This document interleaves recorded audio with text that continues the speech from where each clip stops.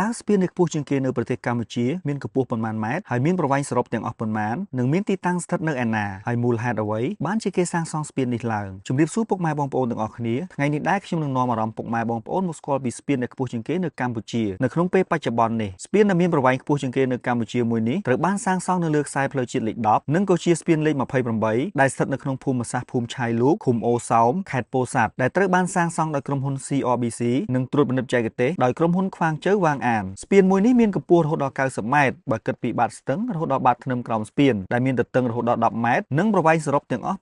537ម៉ែត្របន្ទុកនៃស្ពានរចនាតាមស្តង់ដារចិន Highway កម្រិត3ដែលមានបន្ទុករហូតដល់ចំនួន55តោនដោយសារតែស្ពានមួយនេះស្ថិតនៅក្នុងភូមិសាស្ត្រដែលមានទេសភាពធម្មជាតិអំណោយផលដ៏ស្រស់ស្អាតក្រសួងសាធារណការនិងដឹកជញ្ជូនក៏បានរៀបចំឲ្យមាននៅទីលានសម្រាប់សម្ចតដើម្បីថតរូបអនុស្សាវរីយ៍ផ្សេងៗនៅចំចំណុចកណ្ដាលស្ពានជាមួយគ្នានេះផងដែរក្រសួងក៏បានរៀបចំទីធ្លាសម្រាប់ចតយានយន្តនៅសងខាងក្បាលស្ពានដែលម្ខាង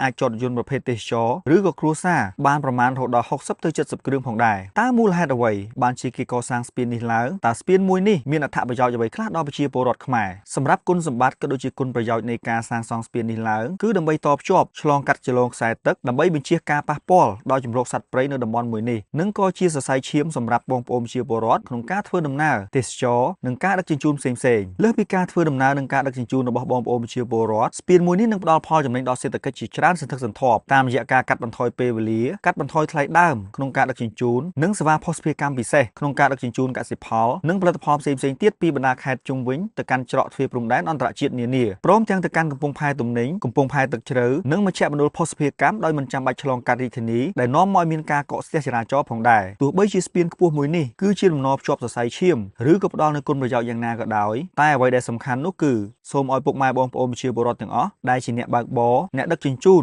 សូមបន្តគោរពច្បាប់ចរាចរណ៍ឲ្យបានខ្ជាប់ខ្ជួននិងប្រុងប្រយ័ត្នជានិច្ចដើម្បីជៀសវាងបង្កការគ្រោះថ្នាក់ដោយចៃដន្យណាមួយសម្រាប់វីដេអូថ្ងៃនេះក៏ឈានដល់ទីបញ្ចប់អរគុណចំពោះការទស្សនាក៏ដូចជាការចែករំលែកបន្តវីដេអូមួយនេះដើម្បីរួមចំណែកផ្សព្វផ្សាយពីតំបន់ទេសចរថ្មីៗក៏ដូចជាសមិទ្ធផលថ្មីៗរបស់ប្រទេសកម្ពុជាយើងផងដែរជួបគ្នាវីដេអូក្រោយៗទៀត